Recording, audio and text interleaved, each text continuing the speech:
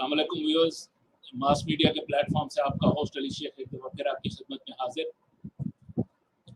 नाज़रीन, हमारी लाइफ का एक बहुत इम्पोर्टेंट हिस्सा जो है वो है हमारे बच्चे। और आजकल जो पेरेंट्स हैं उनको एक बड़ा टफ टाइम मिल रहा है बच्चों की साइड से। पेरेंट्स कहते हैं कि जी हमारा बच्चा बदतमीजी करता है, कोई पेरेंट्स कहते हैं कि वो इरिटेट करता है, कोई पेरेंट्स कहते हैं कि वो हमारी बात नहीं सुनता, कोई पेरेंट्स कहते हैं कि जी हमारी ये हम जब इसको बात करते हैं तो इसकी कंसंट्रेशन जो है वो नहीं होती, so on and so fourth. इस किस्म की प्रॉब्लम्स जो हैं वो आजकल के बच्चों में बहुत ज़्यादा है। इनको प्रॉब्लम्स को डिस्कस करना है आज के प्रोग्राम में। सबसे पहले तो आप ये कीजिए कि जिन्होंने भी हमें ज्वाइन किया है प्लीज़ हमारा चैनल सब्सक्राइब कीजिए और बेल आइकन को क्लिक कीजिए, क्योंकि अक्सर व्यूअर्स हमें कहते हैं कि हमें पता नहीं चलता कि आपका प्रोग्राम कब होता है। उसका आसान तरीका ये है कि आप उसको बेल आइकन को क्लिक कीजिए ताकि जब भी कोई हमारा प्रोग्राम स्टार्ट हो तो उसकी नोटिफिकेशन आपको आ जाए। नंबर 1। नंबर 2 ये है कि आपने क्या करना है कि जब भी आप समझते हैं कि आपको कोई ऐसा टॉपिक नजर आपके ज़हन में है जिसको आप समझते हैं कि हमें डिस्कस करना चाहिए, तो आप हमें बताएं, हम उसको डिस्कस करेंगे। साथ ही साथ अपने क्वेश्चन जो हैं वो ये जो नंबर आपकी स्क्रीन पर आ रहा है इस नंबर पे आप हमें अपने क्वेश्चंस भेज सकते हैं 0336921909। विदाउट एनी डिले आज आप हमारी जो गेस्ट हैं बड़ी अच्छी साइकोलॉजिस्ट हैं और she is a clinical psychologist as well as she is a pre placement trainer at University of Lahore. अस्सलाम वालेकुम ज़ारा। वालेकुम अस्सलाम अली, कैसे हैं आप? जी अल्लाह का शुक्र Zara, thank you very much for giving us some precious time on this very important topic.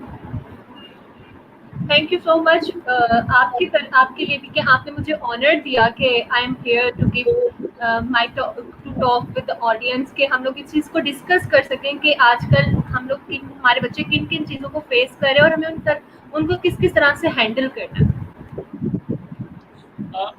ज़रा ये मुझे बताइए कि रिसेंटली हमारा जो कॉन्सेप्ट, जो मेरा अपना ज़ाती कॉन्सेप्ट भी था इस प्रोग्राम को करने से पहले, वो यही था कि बड़े बच्चे जो होते हैं, जो टीनेजर्स हैं, जो या उससे बड़े बच्चे जो हैं, उनमें ये साइकोलॉजिकल इश्यूज होते हैं। लेकिन अभी रिसेंटली मैंने एक रिसर्च मेरी नज़र से गुजरी, वो पाकिस्तान की रिसर्च थी, उसमें मैंने ये देखा कि जो चिल्ड्रन फ्रॉम एज 5 to 10 उनमें भी ये साइकोलॉजिकल इश्यूज हैं, लाइक एंजाइटी हो गया, फ्रस्ट्रेशन हो गया, इरिटेशन हो गया। सो ये जो आपके जो हमारे ये छोटे बच्चों में ये जो आजकल ये प्रॉब्लम्स आ रही हैं, इसके बारे में आप क्या ओपिनियन देंगे? अच्छा, देखिए अली, बिल्कुल ऐसा ही है कि आजकल हमारे जो बच्चे हैं ना, उनमें स्ट्रेस, एंजाइटी, फ्रस्ट्रेशन, ये चीज़ें बहुत ज़्यादा बिल्डअप हो रही हैं। क्यों? इसके बहुत से डिफरेंट रीजंस हैं। हम कभी भी ये नहीं कह सकते हैं कि भाई इस चीज़ के लिए सिर्फ कोई एक रीज़न जो है वो पकड़ा जा सकता है, कि इसके ना बहुत से डिफरेंट रीजंस हैं। सबसे पहले आप देखें कि हम अपनी लाइफ में भी हम क्या कर रहे हैं, हम रेस लगाए हुए हैं ना, हर एक के साथ रेस है, कंपटीशन है, फिर उसके अलावा कंपैरिजंस है। सबसे बड़ी बात है कंपैरिजंस। जब हमारा बच्चा स्कूल जाना शुरू होता है तो हम उसमें कंपैरिजन करना शुरू कर देते हैं। उस बच्चे के 94.5% मार्क्स आया तो भाई तुम्हारे 93% मार्क्स क्यों है? ये पहली चीज, ये पहला पॉइंट आता है कंपैरिजन का, कि फिर उसके बाद बच्चे को प्रेशराइज करना। हर टाइम प्रेशर, बच्चा हर टाइम प्रेशर में है। जब बच्चा हर टाइम प्रेशर में है तो वो चीज़ों के ऊपर कंसंट्रेट नहीं कर पा रहा, चीज़ों के ऊपर फोकस नहीं कर पा रहा, उसके अंदर एंग्जाइटी आ रही है, उसके अंदर फ्रस्ट्रेशन आ रही है। ये चीज़ें उसमें आहिस्ता आहिस्ता बढ़ते जा रही हैं और फिर एक टाइम ये आता है कि वो फिर बर्स्ट होकर जब हमारे सामने आता है तो उसके इनअप्रोप्रिएट बिहेवियर्स होते हैं, जिसको फिर पेरेंट्स कहते हैं कि हम हैंडल नहीं कर सकते। तो इसका जो सबसे ज़्यादा बेसिकली मेन रीज़न है ना, वो है कंपैरिजंस। आप पीयर्स के साथ फिट बैठना। एक बच्चे का अगर स्टैमिना नहीं है कि वो 93% मार्क्स लेकर आ सकता है, लेकिन हम फिर भी उसको प्रेशराइज कर रहे हैं। हम रेस लगाए हुए हैं हर एक के साथ, कंपैरिजंस में है कि उसका इतना आ रहा है तो तुम्हारा क्यों नहीं आ रहा। चले हम बाकी पीयर्स के साथ तो बात की बात आ जाती है। हम लोग क्या करते हैं, हम बड़े 2 बहन भाइयों में भी जो है ना कंपैरिजन करना स्टार्ट कर देते हैं कि तुम्हारे बड़े भाई के इतने नंबर आए हैं, तुम्हारे क्यों नहीं आए हैं, वो ये कर रहा है तुम क्यों नहीं कर रहे हो। हम बच्चे की पर्सनालिटी को अंडरस्टैंड नहीं कर रहे। हम आजकल के बच्चों की पर्सनालिटी बेसिकली हम अंडरस्टैंड नहीं कर पा रहे कि बच्चे का स्टेमिना क्या करने का है। हम उसको अगर वो उर्दू में अच्छा नहीं है तो हम कहते हैं भाई तुम उर्दू में 100% मार्क्स लेकर आओ। हम ये नहीं देख रहे कि वो इंग्लिश में आपको A++ दे तो रहा है। ठीक ठीक। उसके अलावा हमारा मीडिया, सोशल मीडिया है। उसके अलावा बच्चे ये हमारी मूवीज बन रही हैं, उसमें एग्रेशन दिखा रहे हैं, मारपीट हो रही है, ये सब कुछ ये बच्चे देख रहे हैं। और फिर हमारा इन्वायरमेंट, आपका बच्चा आपसे सीख रहा है, आपका इन्वायरमेंट बहुत मैटर करता है कि वो आपसे क्या सीख रहा है, आप बच्चे के साथ कैसे बात कर रहे हैं, आप बच्चे को किस तरह से डील कर रहे हैं, आप बच्चे को किस तरह से टैकल कर रहे हैं। ये आपकी ये सब चीजें मिलके एक बच्चे की पर्सनालिटी को बना रही है। तो जब आपकी इन सब चीजों में कहीं ना कहीं कुछ ना कुछ लैग आ रहा है तो आपके बच्चे की पर्सनालिटी डिस्टॉर्ट हो रही है, उसमें एंग्जाइटी आ रहा है, उसमें फ्रस्ट्रेशन आ रही है, उसमें एग्रेशन आ रहा है। ठीक ठीक। तो कहने का मकसद आपका ये है कि जो बच्चा है वो बाय बर्थ उसमें ये साइकोलॉजिकल इश्यूज नहीं होते, लेकिन उसको एनवायरनमेंट ऐसी मिलती है तो उसके अंदर ये साइकोलॉजिकल इश्यूज आ जाते हैं। अच्छा, अब हम अगर इसकी और डिटेल में जाए ना तो हम ये नहीं कहेंगे कि बच्चे में हो सकता है कि उसके जेनेटिकली पेरेंट्स की तरफ से भी उसमें एग्रेशन आ रहा है, लेकिन समटाइम्स ऐसा होता है कि अगर बच्चा एक काम इन्वायरमेंट में आ गया है तो उसका जो एग्रेशन है उसको किस तरह से हमने हैंडल करना है ना, अगर हमने वो सीख लिया है तो वो उसका हैंडल होना स्टार्ट हो जाता है। लेकिन एक बच्चे में जेनेटिकली एग्रेशन आ रहा है, उसमें एंग्जाइटी आ रही है, उसमें फ्रस्ट्रेशन आ रही है और उसको फिर इन्वायरमेंट भी वैसा ही मिल रहा है और हम उसको टैकल नहीं कर पा रहे, हम उसको हैंडल नहीं कर पा रहे हैं, तो डेफिनेटली ऐसा होगा कि हम उसको मैनेज, फिर उसका ये सारी चीजें डिस्टॉर्ट, उसकी पर्सनैलिटी डिस्टॉर्ट होना स्टार्ट हो जाएगी और फिर हम उसको मैनेज नहीं कर सकेंगे। फिर वो बर्स्ट होगा, वो अपना एग्रेशन दिखाएगा क्योंकि उसने कहीं ना कहीं आपको दिखाना ही है, उसने अपने बिहेवियर्स आपको शो करने ही हैं। व्यूअर्स, चूँकि ज़ारा जो है वो एक क्लिनिकल साइकोलॉजिस्ट भी हैं और इस तरह के बच्चों पर ये काम भी करती हैं, उनके साथ हेल्प आउट भी करती हैं। सो आप में से अगर किसी का भी कोई इशू हो और आप डायरेक्टली ज़ारा के साथ कॉन्टेक्ट करें, ये नीचे आपके सामने स्क्रीन पर उनका फेसबुक पेज का लिंक आ रहा है। लिंक तो नहीं है, उनका नाम है क्लिनिकल साइकोलॉजिस्ट ज़ारा इमरान। ये जब आप फेसबुक सर्च में लिखेंगे ऑटोमेटिकली यहाँ पर आ जाएगा and you can directly contact कर या उससे कोई भी क्वेश्चन हो तो वो भी आप लेटर ऑन पूछ सकते हैं। ज़रा अभी मुझे ये बताइएगा कि क्या एज अ पेरेंट मुझे कैसे ये पता लगेगा कि मेरे बच्चे में ये साइकोलॉजिकल इश्यूज आ गए। बिकॉज एज अ लेमैन हम तो यही कहेंगे कि बच्चा बदतमीज है, एज अ लेमैन हम तो यही कहते हैं कि ये जो है ये तो कभी हम कहते हैं कि किसी रिश्तेदार का कह दिया कि उसकी तरह है, कभी किसी का कह दिया कि उसकी तरह है, बट हमें नहीं अंदाजा होता कि उसमें psychological issues they can be tackled. तो एज अ पेरेंट हमें कैसे पता चलेगा इस बात? अच्छा देखिए, अगर आपके चाइल्ड में इश्यूज आ रहे हैं ना तो आपको कहीं ना कहीं उसके साइंस मिलना स्टार्ट हो जाते हैं, ठीक है। अब देखें इश्यूज की पहले तो आप जैसे अभी हमने बात की कि बच्चे में एंग्जाइटी, फ्रस्ट्रेशन आ रही है या उसका कंसंट्रेशन लेवल जो है वो कम हो रहा है, वो आपसे फिर एक बच्चा होता है कि वो बहुत ज्यादा आपसे बातचीत करता है लेकिन एक पॉइंट ये आता है कि उसने कम बोलना स्टार्ट कर दिया, वो इंट्रोवर्ट होता जा रहा है। आप उसको अंडरस्टैंड, आपको समझ नहीं आ रही कि ये बच्चा पहले तो इतना ज्यादा हम लोगों के साथ सोशलाइज करता था लेकिन अब ये इतना सोशलाइज कम क्यों होता जा रहा है। फिर कुछ बच्चे ऐसे होते हैं कि अगर उनके साथ कोई इशू आ रहा है तो वो आपको मेल्ट डाउन देना स्टार्ट कर देते हैं, मारना पीटना, फिर अटेंशन लेने के लिए कुछ बच्चे जो है वो अपना कुछ भी कोई ना कोई बिहेवियर्स आपको देना स्टार्ट कर देते हैं। अगर बच्चे में फियर आ रहा है तो उसकी बेड वेटिंग स्टार्ट हो जाती है। आपका सबसे बड़ा इंडिकेटर ये होता है। अगर उसको स्कूल में कोई प्रॉब्लम आ रहा है तो वो आपको डेफिनेटली, आपका जो बच्चा होता है ना, वो आपको डेफिनेटली कोई ना कोई साइन देता है। वो कहेगा मैंने स्कूल नहीं जाना, वो टीचर ऐसी है, वो मेरे साथ ये करती है। लेकिन हम बीइंग अ पेरेंट हम क्या कर रहे होते हैं कि नहीं, तुमने जाना है, यू हैव टू गो, आपने कोई बात नहीं, वो टीचर है आपकी। बट हमें यहाँ पर देखना पड़ेगा कि अगर एक बच्चा आपको कंप्लेंट कर रहा है, क्या उसकी कंप्लेंट वैलिड है कि नहीं है। हो सकता है जो वो कंप्लेंट आपको कर रहा है वो बहुत वैलिड है, लेकिन जब आप बच्चे को खुद से मारना पीटना स्टार्ट कर देंगे और उसकी बात को नहीं समझेंगे तो फिर वो एक पॉइंट ये आएगा कि वो आपसे बात करना बंद कर देगा, आपको बताना बंद कर देगा।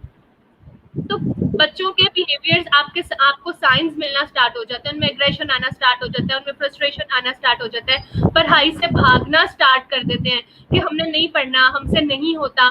तो यहाँ पर हमें रीजंस फाइंड, सबसे पहले अगर आपने बच्चे को आपने ये सीखना है ना कि आप बच्चे को टैकल कैसे करेंगे, आप उसको मैनेज कैसे करेंगे उसके इस बिहेवियर को। अगर उसकी पढ़ाई में से जो है कम हो रहा है ध्यान, वो नहीं पढ़ना चाह रहा, तो उसका आप you have to find out the reasons, you have to list out the reasons. और उसके लिए सबसे पहले तो आई वुड सजेस्ट कि पेरेंट की और बच्चे की इतनी बॉन्डिंग होनी चाहिए। और अगर आपका बच्चा आपको आकर कंप्लेन कर रहा है तो उसको सुने, उसको ये नहीं कहेंगे तुम गलत कह रहे हो। अगर वो गलत भी है तो एटलीस्ट उसे सुने कि वो कहना क्या चाह रहा है, और फिर उसी से आप उसके प्रॉब्लम का सलूशन निकलवाएं, उसको एक्सप्लोर करने दें, उसे समझने दें कि वो एक्चुअल में खुद भी क्या चाह रहा है।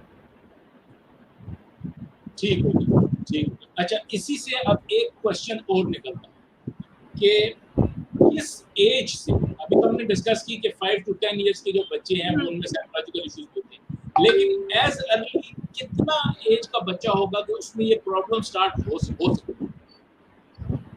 देखिए, एज जो है ना वो वेरी करती है, इन्वायरमेंट वेरी करता है, एज वेरी करती है, सब कुछ वेरी करता है। अब हम ये नहीं कह सकते कि देखिए ये एज है तो बच्चा ये बिहेवियर शो करेगा। हो सकता है आपका 3 साल का बच्चा भी एग्रेशन शो कर रहा है, फ्रस्ट्रेशन शो कर रहा है, लेकिन उसके पीछे का रीजन क्या है, जब तक हमें ये नहीं पता चलता हम तब तक ये नहीं कह सकते कि ये बच्चे का क्यों ये सारे साइंस है और ये क्यों सारे सिम्टम्स हैं।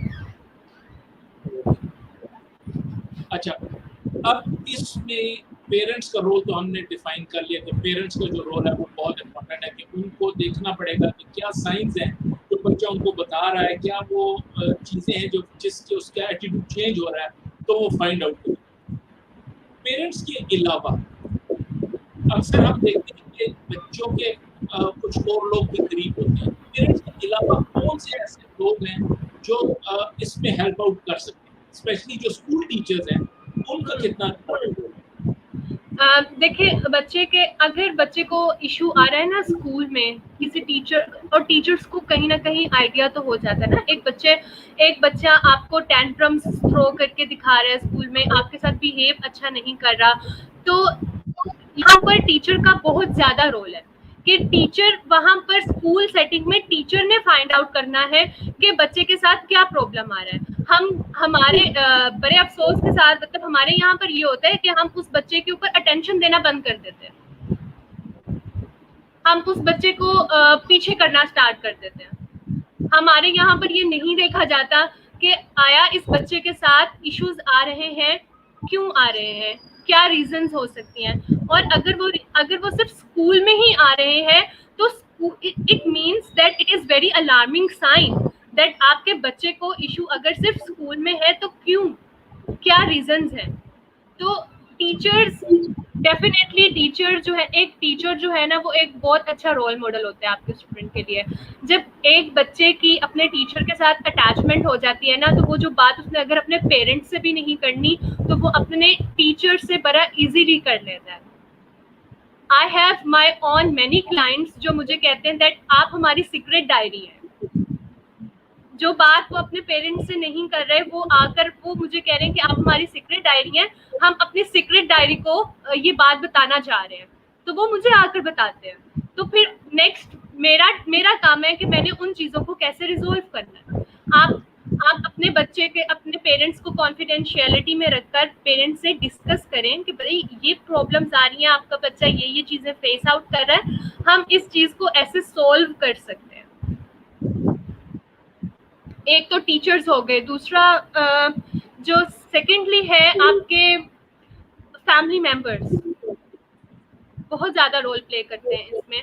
हो सकता है आपके चाइल्ड की अपनी किसी खाला के साथ या अपने किसी ताया के साथ या अपने किसी फूफो के साथ बहुत ज़्यादा अटैचमेंट है और वो उसके साथ जो है वो चीज़ें डिस्कस कर रहे हैं। अब यहाँ पर मैं उन फैमिली मेंबर्स को भी ये कन्वे करना चाहूँगी कि फिर आप उन इश्यूज़ को सिर्फ अपने तक नहीं रखो, आप उनके पेरेंट्स के साथ उन्हें ज़रूर डिस्कस करें ताकि पेरेंट्स को भी पता चले कि कहाँ पर क्या प्रॉब्लम जो आ रही है और हम लोगों ने किस तरह से उसको मैनेज करना है। सबका मिलके मैनेज करना बहुत ज़्यादा इम्पोर्टेंट है। Pakiza Javed and Saima Rashid, thank you for appreciating the program and thank you for watching. Keep watching please. अच्छा, अब पाकिस्तान जैसे कंट्री में एक बहुत बड़ा प्रॉब्लम जो हम पेरेंट्स में देखते हैं वो ये है कि वो एक्सेप्ट नहीं करते। अगर हमारे यहाँ ये समझा जाता है कि अगर किसी बच्चे को कोई साइकोलॉजिकल प्रॉब्लम है तो जी वो पागल है, ये एक कॉन्सेप्ट है। इस कॉन्सेप्ट को चेंज कैसे किया जाए, पेरेंट्स को कैसे बताया जाए कि वो बच्चा अपने को उसको साइकोलॉजिकल प्रॉब्लम है तो वो पागल नहीं है या ये वो कोई एब्नॉर्मल नहीं है, वो नेचुरली एक चीज़ है और ये चीज़ ठीक भी हो सकती है। ये कैसे होता है? देखिए, पेरेंट्स को इस चीज़ को एक्सेप्ट करना चाहिए कि जब बीइंग एन एडल्ट हम लोगों की लाइफ में भी बड़े ऐसे पॉइंट्स आते हैं जहाँ पर हम स्ट्रेस्ड हो जाते हैं, जहाँ पर हमारे में एंग्जाइटीज आ जाती हैं और हमें किसी ना किसी की हेल्प की जरूरत है। हमारे पास कोई ना कोई ऐसा पर्सन होता है जिससे हम लोग हेल्प ले लेते हैं। तो बच्चे हैं वो आपके पास डायरेक्टली आकर ये बात नहीं कहते कि हमें हेल्प चाहिए, because they don't know what is the meaning of help. वो आपको साइंस दे रहे हैं, वो आपको इंडिकेटर्स दे रहे हैं। और देखें, ये एक सिर्फ मिथ है कि अगर आपको लग रहा है कि आपके चाइल्ड को एक साइकोलॉजिस्ट की ज़रूरत है जो उसको हेल्प आउट कर सकता है, तो आप डेफिनेटली उसके पास जाएं, क्योंकि ये उसकी पूरी ज़िंदगी का, उसकी पूरी लाइफ टाइम का मैटर है। अभी अगर हम उसके उस पॉइंट को जो ट्रिगर हो रहा है उसे पकड़ लेंगे तो माइट भी हम उसे एक प्रॉपर ह्यूमन बीइंग में जो है ना कन्वर्ट कर सकते हैं। अदरवाइज उसकी पर्सनालिटी में डिस्टॉर्शंस आ जाएंगी, उसकी पर्सनालिटी में इनसिक्योरिटीज आ जाएंगी, कॉम्प्लेक्सेस आ जाएंगे। तो इस चीज़ को definitely being a parent I would not say कि हम बहुत इजी एक्सेप्ट कर लेंगे। Definitely being a parent it would be very painful for a parent to accept that concept या एक्सेप्ट दैट थिंग कि उनके बच्चे के साथ कोई ना कोई इश्यूज आ रहे हैं जिनके लिए उनको, क्योंकि हमारी सोसाइटी में अभी इस चीज़ की अवेयरनेस नहीं है। अभी हम लोग, आप ये कह रहे हैं कि डेवलपमेंटल कंट्री है और अभी हमारी जो फील्ड है एज अ साइकोलॉजिस्ट भी अगर मैं बात करूँ तो अभी हम लोग क्राइसिस में से या अभी हम डेवलप कर रहे हैं, अभी हम अवेयरनेस दे रहे हैं। तो अभी हम उस पॉइंट पर हैं जहाँ पर अभी हम अवेयरनेस दे रहे हैं, हम लोगों में अवेयरनेस क्रिएट कर रहे हैं या उनमें बिल्डअप कर रहे हैं, या काफ़ी चीज़ें जो है वो मिथ्स ब्रेक डाउन होना स्टार्ट भी हो गए हैं। तो definitely it would B painful, क्योंकि हमारी सोसाइटी इस चीज़ को एक्सेप्ट नहीं करेगी कि आप किसी साइकोलॉजिस्ट के पास जा रहे हैं, आपके बच्चे के साथ मसला है। तो यहाँ पर आपको एजुकेशन आ गई है ना कि अगर आपके बच्चे को इशू था और आप साइकोलॉजिस्ट के पास गए और आपने उससे हेल्प ली, तो आपको पता है कि आपका बच्चा अब नॉर्मल नहीं है, वो किसी न किसी स्ट्रेसर से गुजरा है। तो ये बात आप आगे लोगों को भी एजुकेट करें कि नहीं, ये बात ऐसे नहीं है, क्योंकि आप एक दूसरे को खुद ही समझा सकते हो ना। एक साइकोलॉजिस्ट भी आपको तब तक हेल्प कर सकता है जब तक आप उसके पास आ रहे हैं। उसके बाद आप इन्वायरमेंट में बैठ रहे हो, आप सोशलाइज कर रहे हो, तो लोगों में अवेयरनेस क्रिएट करना ये हमारा काम है। हम नेगेटिविटी प्रमोट करते हैं, हम सबसे पहले नेगेटिविटी को देखते हैं और पॉजिटिविटी को बाद में देखते हैं। अगर ये चीज़ हमारे में है, और अगर हम खुद में ही चेंज ले आए और हम खुद पहले पॉजिटिविटी को देखें और फिर हम नेगेटिविटी की तरफ जाएं, तो फिर आई थिंक कि हम अपने एनवायरनमेंट को, हम अपने इर्द गिर्द के लोगों को चेंज कर सकते हैं। तो इसमें बहुत ज्यादा रोल जो है ना वो being a society, being a member of society हम लोगों का खुद है, कि हम खुद अपनी सोसाइटी में चेंज लेकर आए। Brilliant answer. अच्छा, अभी एक व्हाट्सएप पे हमें एक हमारे व्यूअर उन्होंने एक क्वेश्चन भेजा है। उन्होंने कहा कि हमने पाकिस्तान में तो ये चीज़ बहुत आम हमने देखी है कि घरों में एक बच्चा मिसाल के तौर पे अगर उसका कलर कॉम्प्लेक्शन थोड़ा ब्लैक है, तो घरों के अंदर घर के इवन माँ बाप पेरेंट्स भी, या बच्चा जो है या बच्ची जो है वो थोड़ी सी ओबीज है या फैट है या थोड़ी सी बल्कि है वो बच्चे, तो उनको घरों में भी उनकी इस नामों से पुकारा जाता है और बुरे नामों से उनको बुलाया जाता है घरों के अंदर, इवन पेरेंट्स भी है। तो वो ये पूछ रही कि क्या इन चीजों का भी असर मेंटालिटी पे बच्चों की होता है? बिल्कुल, डेफिनेटली। देखिए ये तो वो चीजें हैं ना जिनका डेफिनेट, अगर मैं ये बात करूं, वो तो एक बच्चा है, अगर हम एक नॉर्मल एडल्ट की भी बात करें और उसको जाकर आप ये कहेंगे यार तुम कितने मोटे हो गए हो, तो वो उसी टाइम स्ट्रेस में चला जाएगा, वो उसी टाइम एंग्जाइटी में, नेक्स्ट जो वो खा रहा है वो उसको छोड़ देगा, उससे वो खाया ही नहीं जाएगा। तो फिर आप यहीं से देखें, बीइंग एन एडल्ट, अगर हम इस चीज का इम्पैक्ट कितना ज्यादा ले रहे हैं और हम किसी को बता भी नहीं पा रहे, तो एक बच्चा जो कि अभी अपनी डेवलपमेंटल स्टेजेस में है, उसके ऊपर इन चीजों का कितना बुरा इम्पैक्ट पड़ रहा है। मैंने स्टार्ट में ही बात की कि कंपैरिजंस, हम कंपैरिजंस बहुत करते हैं कि तुम तो देखो तुम्हारी बहन कैसी है, तुम कैसे हो, तुम्हारा भाई देखो कितना अच्छा काम कर रहा है, तुम क्या कर रहे हो। हम कभी भी अपने बच्चे को ये नहीं कहते कि तुमने ये अच्छा किया है, नेक्स्ट टाइम इसे और इम्प्रूव कर लेना। हम इन चीजों को पॉजिटिव स्टेटमेंट्स देकर भी कर सकते हैं। हम क्यों कंपैरिजंस करके कर रहे हैं, हम नेगेटिविटी को क्यों प्रमोट कर रहे हैं।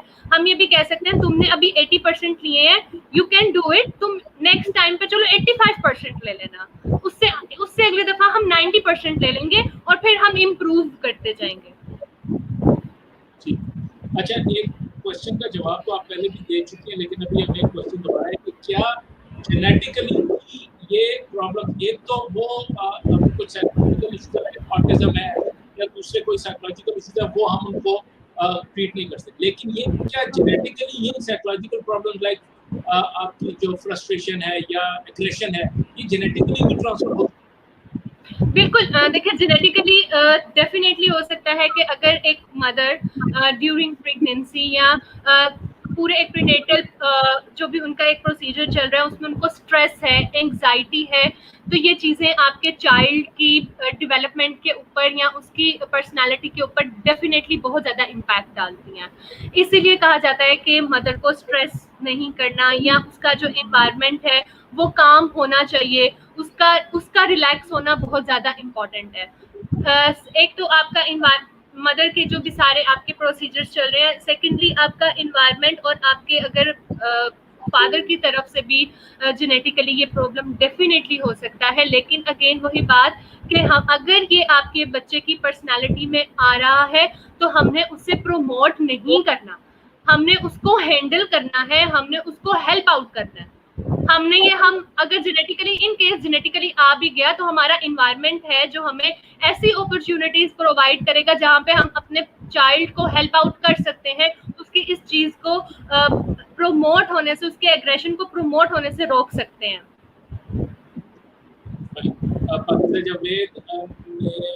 Very informative, thank you Maria Khan, thank you, आपने भी अप्रिशिएट किया, आपकी तो thank you.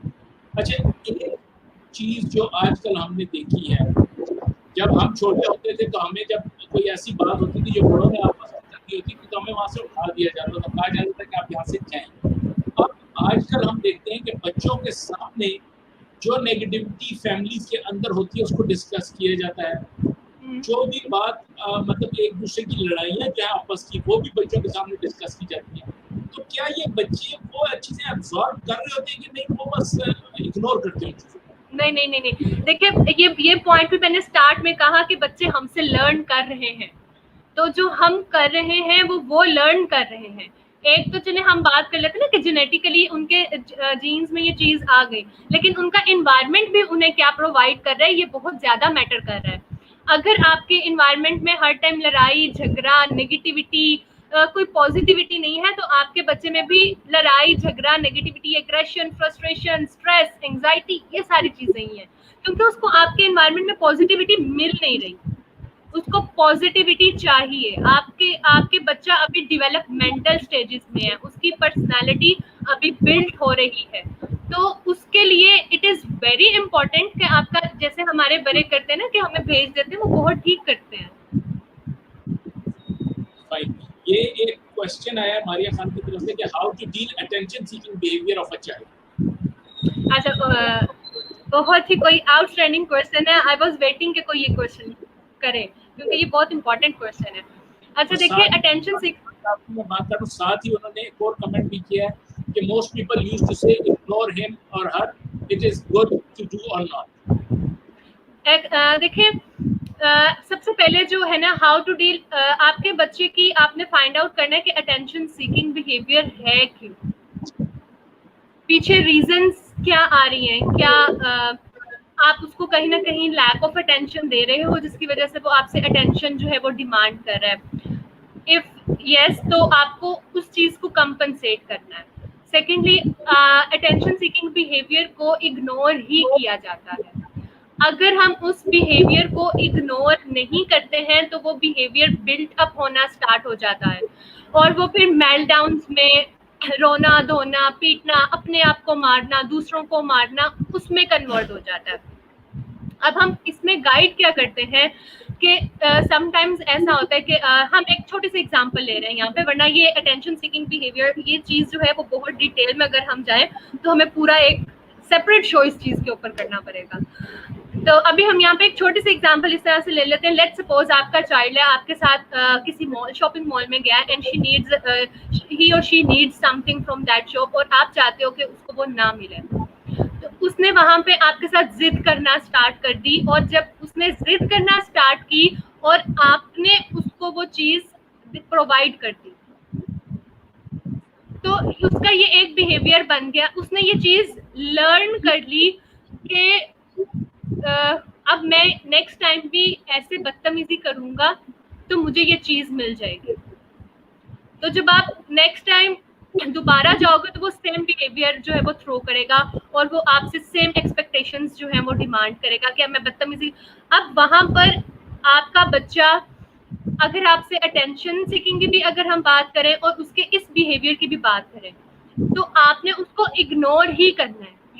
You are not supposed to deal child, अगर वो आपसे अटेंशन डिमांड कर रहा है और आप उसे अटेंशन दे, अगर उसकी अटेंशन है ना कि आपने उसको प्यार करना है, और अगर आप उसको प्यार वो रो के डिमांड कर रहा है, तो अगली दफा भी जब उसको आपसे अटेंशन चाहिए ना तो वो रो के डिमांड करेगा। वो आपसे कामली या आराम से आके बात नहीं करेगा, वो मार धार रोने वाले तरीके से ही करेगा। आपने उसको उस टाइम पे इग्नोर करना है, और फिर हम इस कहते हैं कि जब आप इग्नोर करना स्टार्ट करते हैं ना तो वहां पर एक पॉइंट आता है एक्सटिंक्शन बर्स्ट जिसे हम बोलते हैं। अगर हम इसको एक ग्राफ के उसमें देखें तो आपने देखा है कि ग्राफ 0 से स्टार्ट होता है और वो एक ऑप्टिमम पॉइंट पर जाता है, और जब ऑप्टिमम जो उसका ऑप्टिमम पॉइंट है ना वो उसका हाईएस्ट पॉइंट है, वो उसकी पीक है, और वो जो आपका बिहेवियर टेंशन सीकिंग बिहेवियर है ना वो भी आपका उस पीक पे जाएगा। उस पीक पर जाने पर बहुत ज्यादा जो होगा, चाइल्ड अपने आप को भी मार सकता है, आपको भी मारेगा, जो वो कर सकता है वो करेगा। वहां होता है कि इन केस अगर आपने अपने चाइल्ड को जो वो डिमांड कर रहा है वो दे दिया, इसका मतलब है कि आपने पीछे से जितना उसको इग्नोर किया था 0 हो गया, अब उसकी कोई वैल्यू नहीं रही है। अब उस पॉइंट पे अगर आप उसको इग्नोरेंस में ही रखते हैं, and definitely it would be very painful for the parent to see his or her child in such a way जिसमें वो अपने आप को ये प्रिटेंड कर रहा है कि वो अपने आप को मार भी रहा है, आपको भी नुकसान कर रहा है या वो कोई और नुकसान भी कर रहा है। तो अगर आपने उस चीज को इग्नोर कर दिया और उसके बाद आप खुद नोटिस करेंगे कि उसका जो वो बिहेवियर है वो कम होना स्टार्ट हो जाएगा, और वो एक पॉइंट जो जहां 0 से स्टार्ट हुआ था वो उस ऑप्टिमम पॉइंट के बाद वापस 0 पर आ जाएगा और उसको इस चीज की समझ लग जाएगी कि अगली दफा भी अगर मैं रो धो के बात करूंगा तो मेरी बात नहीं मानी जाएगी, मुझे ये बात आराम से करनी है। फिर आप बाद में अपने बच्चे को बताओ दैट कि अच्छा अब यहाँ पे नेगेटिव वर्ड्स अगेन आप यूज नहीं करेंगे, ये that was the bad behaviour, इस आप उसको पॉजिटिवली कि आपने ऐसे किया, आपको ऐसे नहीं करना चाहिए था ना, देखो आपको भी चोट लग गई, मुझे भी चोट लग गई, मुझे हर्ट हुआ। तो बाद में डेफिनेटली जब वो काम डाउन हो जाए तो आप उसको समझाएं दैट वाज नॉट गुड, हमें ऐसे नहीं करना चाहिए था, नेक्स्ट टाइम आपको कुछ चाहिए आप आराम से मेरे पास आओ, आकर मुझे बताओ। अटेंशन सीकिंग बिहेवियर को इग्नोर ही करना होता है। सही। अच्छा, बच्चे को ये कॉन्फिडेंस कैसे दिलाया जाए कि अगर उसको कोई प्रॉब्लम है, उसके इर्द गिर्द उसके कोई प्रॉब्लम है, तो आजकल हम देखते हैं कि छोटे बच्चों के साथ जो इश्यूज है, जो वाकयात होते हैं, उसमें हमने यही देखा कि वो पेरेंट्स के साथ शेयर नहीं करते क्योंकि वो डरते हैं। तो बच्चों को, और फिर उनमें अंदर बहुत सारी साइकोलॉजिकल इश्यूज आते हैं। तो बच्चों के अंदर ये जो कॉन्फिडेंस है कि आपके साथ खुदा न खास्ता कोई भी वाकया हो जाए, कोई तंग करे आपको, कोई आपको अब्यूज करे या कोई आपको बुली करे स्कूल में, तो आपने हमारे साथ ये चीज शेयर करनी है, ये कॉन्फिडेंस बच्चों को कैसे दिया? देखिए, इसका सबसे बेस्ट वे होता है कि आप कम्युनिकेट करें अपने बच्चे के साथ, एक टाइम फिक्स करें, एक टाइम रखें जिसमें आप अपने बच्चों के साथ कम्युनिकेट करें और आप उनको ये बताएं कि that we are here for you. अगर आपके साथ कुछ हो रहा है then you have to come to me and you have to tell to me, मैं यहाँ पर हूँ, मैं आपको सुनने के लिए बैठा हूँ या बैठी हूँ, आप आओगे और आप मुझे बताओगे तो मैं आपको सुनूंगी या मैं सुनूंगा। इट इज नॉट इम्पोर्टेंट कि सिर्फ आपकी जो हमने अक्सर हमारी सोसाइटी में हमें यही देखने को मिलता है कि हमारी मदर्स जो होती हैं वो बच्चों के साथ कम्युनिकेट कर रही हैं, उनसे पूछ रही हैं। यहाँ पे फादर का भी बहुत ज्यादा रोल प्ले होता है कि आप फादर को अपने बेटों के साथ वो बॉन्डिंग क्रिएट करनी चाहिए जिसमें बच्चे आए, उनके पास बैठे और उनके साथ डिस्कस करें। मैं हमेशा ये पर्सनली भी मैं ये सजेस्ट करती हूँ कि आपका एक फैमिली टाइम होना चाहिए जिसमें आप सब बैठ रहे हैं और आप एक दूसरे के साथ कम्युनिकेट कर रहे हैं, क्योंकि कम्युनिकेशन जब हमारे दरमियान में हमारे बच्चों के साथ कम्युनिकेशन गैप आना स्टार्ट हो जाता है ना, इश्यूज बेसिकली वहां से बढ़ना स्टार्ट हो जाता है। तो it is the best way to communicate with your child, चाहे वो छोटा सा है, चाहे ही इज इन्फेंट, आप उसके साथ बात करें, आप उसके साथ कम्युनिकेट, बच्चे समझते हैं। बेशक वो एक छोटा बच्चा जो बोल नहीं सकता वो आपको बोल के आंसर तो नहीं कर रहा होता, लेकिन आप देखेंगे कि वो आपको सुन जरूर रहा होता है, आप बात कर रहे हो उसके साथ। इसी तरह से अगर आपका बच्चा वेदर ही इज नॉर्मल और नॉट, अगर आप उसके साथ कम्युनिकेट कर रहे हैं तो वो आपको जरूर सुनेगा। हमेशा आप अपने बच्चों के साथ कम्युनिकेट करें, कम्युनिकेशन, और सिर्फ बच्चों के साथ नहीं, आपके हर रिलेशनशिप में, यहाँ पर मैं ये कहना चाहूंगी कम्युनिकेशन बहुत जरूरी है। जब आपके रिलेशनशिप्स में कम्युनिकेशन गैप आ जाता है तो आपके रिलेशनशिप्स खराब होना स्टार्ट हो जाते हैं। सही। अच्छा, we are going towards the end of the programme, लेकिन कुछ क्वेश्चन जो हैं वो चूंकि एक सिटिंग में तो वन सेशन में इतने ज़्यादा क्वेश्चंस के आंसर देना ज़रा मुश्किल है, और अभी तो हमने सिर्फ ये डिस्कस किया कि क्या क्या साइकोलॉजिकल इश्यूज हो सकते हैं, उनकी रेमेडीज क्या है वो अभी डिस्कस नहीं। एक क्वेश्चन जो मेरे ज़हन में आता है वो ये है कि जो बच्चे हैं, अब हर एक बच्चे की अपनी एक एबिलिटी होती है, राइट? और ये मैं पर्सनल आपको अपना एक्सपीरियंस बता रहा हूँ। एट टाइम्स मैं अपने बेटे को कि ये काम आप कर सकते हैं, आप क्यों नहीं करते? कुछ अर्से बाद मुझे ये चीज़ फील हुई कि उसकी एबिलिटी वो नहीं है जो मेरी एबिलिटी थी एज अ चाइल्ड। कई चीज़ों में मेरी एबिलिटी एज अ चाइल्ड शायद मेरे बेटे से कम होगी, या कई चीज़ों में मेरी एबिलिटी मेरे बेटे से ज़्यादा होगी। तो ये तो नेचुरल, इस चीज़ को हमने कैसे टैकल करना है, क्योंकि एज अ पेरेंट हम ये समझते हैं कि नहीं, जो हमारी एबिलिटी थी तो हमारे बेटे में या बेटी में होनी चाहिए था। बिल्कुल ऐसा ही है कि हम लोग डेफिनेटली ये समझ रहे होते हैं कि अगर हम ये कर सकते थे तो वो ये क्यों नहीं कर सकता। यहाँ पर हमें इस चीज को फाइंड आउट करने की जरूरत है कि जो आपका बच्चा है उसकी स्ट्रेंथ क्या है। Find out the strength of your child. यहाँ पे हमें इम्प्लीमेंट नहीं करना, क्योंकि फिर हम क्या करें, हम एक अथॉरिटेटिव फिगर बनकर उसके सामने आ रहे हैं। और मैंने कहा कि आजकल के बच्चे जो हैं उनको हम एज ए अथॉरिटेटिव फिगर हम आगे लेकर नहीं चल सकते, क्योंकि अब बच्चे और हैं, उनका माइंडसेट और है, जनरेशन नहीं आ रही है। उस जनरेशन को उनके तरीके से डील करें, उनसे बात करें, उनके सबसे पहले find out the strength of your child. आपके बच्चे की स्ट्रेंथ क्या है, और अपने बच्चे की, ऐसा बिल्कुल नहीं है कि हम वीकनेस के ऊपर काम नहीं करेंगे, हम अपने बच्चे को उसकी वीकनेस के ऊपर मोटिवेट करेंगे। अगर आप ये कर सकते हो तो आप डेफिनेटली इसमें थोड़ी सी मेहनत ज्यादा करोगे तो आप ये भी कर लोगे, ठीक है। हम उसकी नेगेटिव, उसकी वीकनेस के ऊपर को बिल्कुल पीछे नहीं छोड़ रहे, हम उसकी वीकनेस के ऊपर काम करें, बट स्लोली, ग्रेजुअली। जैसे अगर एक बच्चा उर्दू में 90% मार्क्स लेकर आ रहा है, इंग्लिश में 100% लेकर आ रहा है, तो हम उसको आहिस्ता, उसको हम ये नहीं कह रहे कि आपने अगली दफा 100% ही लेकर आने, हम उसे कह रहे हैं बेटा थोड़ी और मेहनत करो, हम इस पे 92 पे जाएंगे, फिर हम 95 पे जाएंगे, फिर हम 100 पे भी जा सकते हैं। या अगर वो 70% पे है तो हम 75 पे जा रहे हैं, फिर हम 80 पे जा रहे हैं। हम ग्रेजुअली उसकी वीकनेस को स्ट्रेंथन करें। हम उसको फौरन से प्रेशराइज करना स्टार्ट नहीं करें दैट यू हैव, अगला एग्जाम जब तुम्हारा होगा ना, तुमने इसमें मुझे 100% लाकर दिखाने हैं, वहां पे मसला खराब हो जाएगा। या उसमें दो केसेस आएंगे, या तो बच्चा पढ़ाई से भाग जाएगा, या तो बच्चा एंजाइटी, स्ट्रेस में चला जाएगा। तो जो उसको आता भी होगा ना, तो वो जब उर्दू का पेपर उसके सामने आएगा ना, तो वो कर नहीं सकेगा, कहेगा मेरे से तो हो ही नहीं सकता, मैं तो ये कर ही नहीं सकता, क्योंकि मेरे घर वालों ने मुझे ये कहा है कि तुम कुछ नहीं कर सकते, तुम किसी काबिल नहीं हो, तुमसे ये होगा ही नहीं। Sara, thank you very much. It was very informative sitting, very informative session. और viewers, as you know कि हमारा जो विषय से कहना है वो ये है कि we debate, you decide. हमारा काम होता है किसी टॉपिक पे डिबेट करना, किसी टॉपिक को डिस्कस करना, उससे रिलेटेड डिसीजन लेना कि क्या हमने सही डिस्कशन की या गलत की या जो भी है, वो आपका काम है। हम किसी को भी इस तरह वो नहीं करते, प्रेशराइज नहीं करते, हमारा काम है discussion. Before wind up the programme, viewers, ये एक आपके सामने स्क्रीन पर एक फेसबुक का पेज मैंने दिखाया आपको, facebook.com/themobilegadgetstore।